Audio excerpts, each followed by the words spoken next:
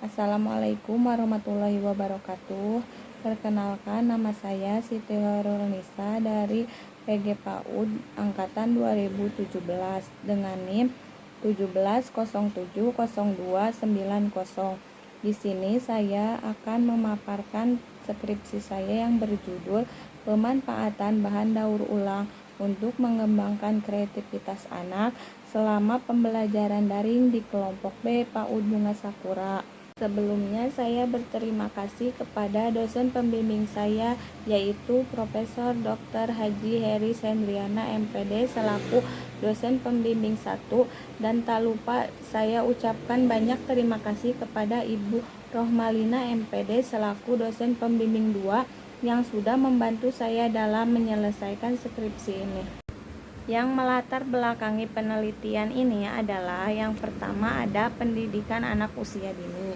Pendidikan anak usia dini diselenggarakan untuk mengembangkan potensi diri, kepribadian, dan sikap spiritual yang sesuai dengan tahapan perkembangannya.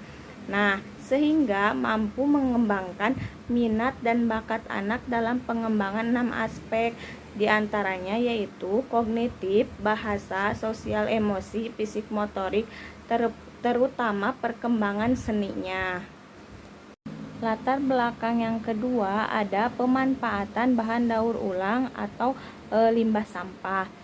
Saat ini dapat kita jumpai setiap hari manusia pasti memproduksi sampah yang beraneka ragam bentuknya, baik sampah dari plastik, botol, kaleng bekas, dan lain sebagainya. Sampah dan bahan bekas yang digunakan tersebut mencemari lingkungan sekitar kita, merusak ekosistem tanah karena sampah tidak dapat diuraikan di tanah. Sampah tersebut dapat terurai di dalam tanah setelah bertahun-tahun lamanya. Selain itu, pemanfaatan sampah dan bahan daur ulang dapat digunakan oleh guru sebagai media pembelajaran di sekolah. Dengan memanfaatkan bahan daur ulang tersebut, proses pembelajaran akan berlangsung efektif tanpa memberatkan beberapa pihak, baik guru maupun orang tua, karena sampah tersebut ada di lingkungan kita seperti botol bekas, kaleng bekas susu gitu, bisa dicari, gampang dicarinya. Ketiga, kreativitas anak. Pada dasarnya, kreativitas anak bersifat ekspresionis. Hal ini dikarenakan mengungkapkan ekspresi yang merupakan sifat yang dilahirkan dan dapat berkembang dengan latihan-latihan. Terus, kreativitas juga merupakan proses yang dilakukan oleh seorang individu di tengah-tengah pengalamannya dan menyebabkannya untuk memperbaiki dan mengembangkan dirinya. Kreativitas adalah segala pemikiran baru, cara baru, model atau pemahaman baru yang disampaikan, kemudian digunakan dalam kehidupan sehari-hari. Yang keempat yaitu pembelajaran daring. Penerapan pembelajaran untuk anak usia dini dengan memanfaatkan media daring di Indonesia didukung dengan adanya Permendikbud nomor 68 tahun 2014. Penggunaan media pembelajaran berbasis internet atau mode daring di PAUD merupakan salah satu solusi untuk menghadapi tantangan zaman sekaligus menjalankan kompetensi literasi digital dan teknologi sejak dini. Selanjutnya di sini ada tujuan penelitian. Tujuan penelitian yang pertama yaitu untuk mengetahui skenario dan implementasi dalam meningkatkan pemanfaatan bahan daur ulang untuk mengembangkan kreativitas anak selama pembelajaran daring di kelompok B PAUD Bunga Sakura. Yang kedua, untuk mengetahui respon guru dan anak dalam meningkatkan pemanfaatan bahan daur ulang untuk mengembangkan kreativitas anak selama pembelajaran daring. Yang ketiga, untuk mengetahui kesulitan anak.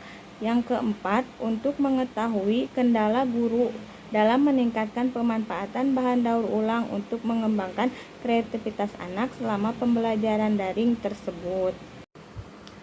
Selanjutnya, metodologi penelitian. Metode ini menggunakan deskriptif kualitatif dengan teknik pengumpulan data, yaitu observasi, wawancara, dan dokumentasi. Dengan lokasi penelitian di PAUD Bunga Sakura yang beralamat di Kampung Gunung Haur, RT 8, RW 4, Desa Tanjung Sari, Kecamatan Tanjung Sari, Kabupaten Bogor. Dengan subjek penelitian 3 anak laki-laki dan 5 anak perempuan yang berjumlah 8 orang. Indikator capaian anak. Yang pertama, menyebutkan bahan-bahan di sekitar yang bisa didaur ulang. Karena rasa ingin tahu anak yang tinggi, anak yang tadinya tidak tahu bahan apa saja yang bisa didaur ulang, anak pun menjadi tahu. Terus yang kedua, menciptakan atau membuat peralatan benda dari bahan daur ulang tersebut. Yang ketiga, memberi variasi bentuk dan warna pada benda dari bahan daur ulang, seperti mewarnai karya tersebut. Yang keempat, menceritakan fungsi karya yang telah dibuatnya. Grafik hasil penelitian. Dari grafik ini dapat diketahui bahwa rata-rata skor nilai kreativitas peserta didik meningkat dari pertemuan pertama atau pertemuan ke-1 sampai pertemuan ke-8. Pada pertemuan pertama sampai pertemuan ke-5, nampak kreativitas anak masih berada di skor 2,5 sampai 3,0 atau pada posisi mulai berkembang sampai berkembang sesuai harapan. Pada pertemuan 6 sampai pertemuan ke-8, nampak rata-rata skor anak meningkat lebih baik dan berada di rentang nilai kualitatif BSH atau berkembang sesuai harapan sampai BSB berkembang sangat baik. Dapat diketahui bahwa pertemuan ke-8 yang memiliki nilai rata-rata skor kreativitas yang paling tinggi. Selanjutnya, kesulitan anak. Kesulitan anak yang pertama, 25% atau 2 orang peserta didik orang tuanya tidak memiliki handphone atau HP, sehingga menyulitkan peserta didik untuk mengikuti pembelajaran daring. Yang kedua, ada kondisi sinyal atau jaringan internet di 25% rumah peserta didik kurang baik. Nah, yang ketiga, ada 38% peserta didik mengalami kesulitan memahami materi atau pelajaran ketika pembelajaran dilaksanakan secara daring. Kendala guru. Kendala guru diantaranya yaitu pertama, guru terkendala pengadaan sarana pendukung pembelajaran daring seperti pengadaan pulsa. Yang kedua, terkendala ruang dan waktu atau durasi belajar, sehingga pemahaman siswa terhadap materi pelajaran tidak bisa maksimal. Yang ketiga, terkendala sulitnya melakukan penilaian yang objektif kepada peserta didik dikarenakan tidak bisa bertatap muka langsung. Di sini ada sebagian dokumentasi di saat penelitian skripsi itu berlangsung. Selanjutnya, kesimpulan. Skenario dan implementasi meningkatkan kreativitas pada anak usia dini melalui pemanfaatan bahan daur ulang dinyatakan berhasil. Hal tersebut dilihat dari meningkatnya kreativitas anak sesuai dengan hasil evaluasi menurut aspek-aspek yang dikembangkan.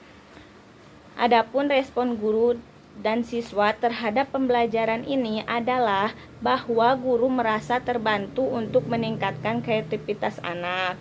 Adapun respon positif dari siswa yaitu anak senang dengan kegiatan mendaur ulang bahan bekas tersebut.